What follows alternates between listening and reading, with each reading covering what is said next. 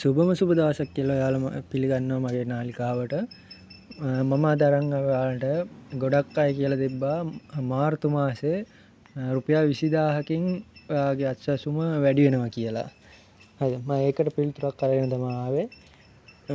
මුලින්ම ඔයා මගේ channel එක subscribe කරලා එකතු වෙන්න කියලා මම ඔයාලට ආදරයෙන් ඉල්ලා සිටිනවා.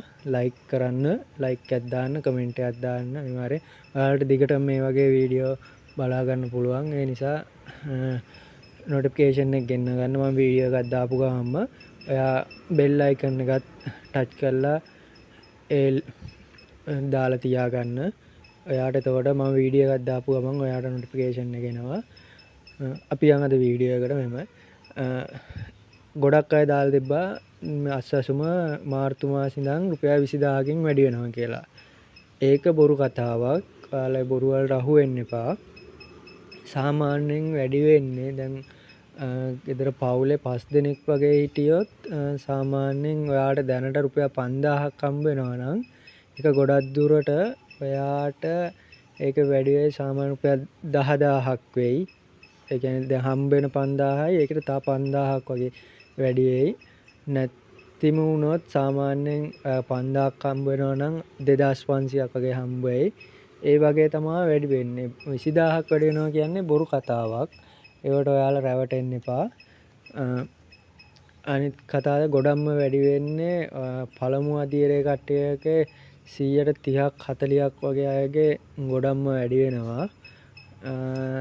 දෙවෙනි අදියරේ කට්ටිය 60ක් 70ක් වගේ අයගේ වැඩි වෙනවා ගොඩක්ම දුරට. ඒ නිසා බොරු නිවුස් වලට ඔයාලා රැවටෙන්න එපා. සාමාන්‍යයෙන් වැඩි වෙන්නේ රුපියල් 5000ක් ඕන 10000ක් උඩරිම වැඩි වෙයි.